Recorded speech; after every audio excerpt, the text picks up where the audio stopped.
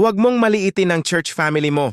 Hindi lang sila pang amen, pang attendance, at pang picture na naka-peace sign pagkatapos ng service.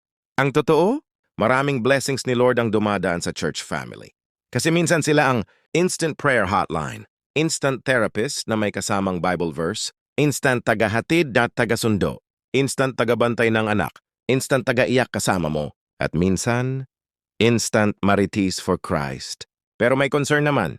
Pag may problema ka, sis, pray mo naman ako. Pag may sakit ka, biglang may 7 na doktor, 3 nurse, at 2 self-proclaimed herbal experts sa church. Pag nasiraan ka ng sasakyan, biglang may 4 na mechanic by experience. Pag broken ka, lahat sila may life verse para sa'yo. Pag wala kang ulam, biglang may kapatid na nag-extra lang ako sa'yo na to. Good for 3 days pala yung extra. Pag emergency, minsan mas mabilis pa dumating ang church kaysa mismong relatives mo. Kaya ang challenge, huwag kang magpapaka-independent strong soldier of Christ masyado. Yung tipong, okay lang ako, si Lord naman kasama ko. Oo, totoo naman. Pero bakit iniiwasan mo yung mga tao na si Lord din ang nagbigay para tumulong sa'yo? Kasi minsan, ang sagot ni Lord sa prayer mo, nakapolo, may dalang Bible, at mahilig magsabi ng, kamusta ka na talaga?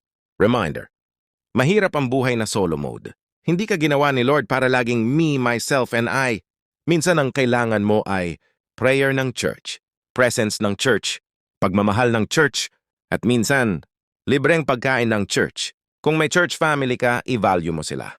Hindi sila perfect, pero sila ang mga taong gagamitin ni Lord para alalayan ka habang gusto mo nang sumuko.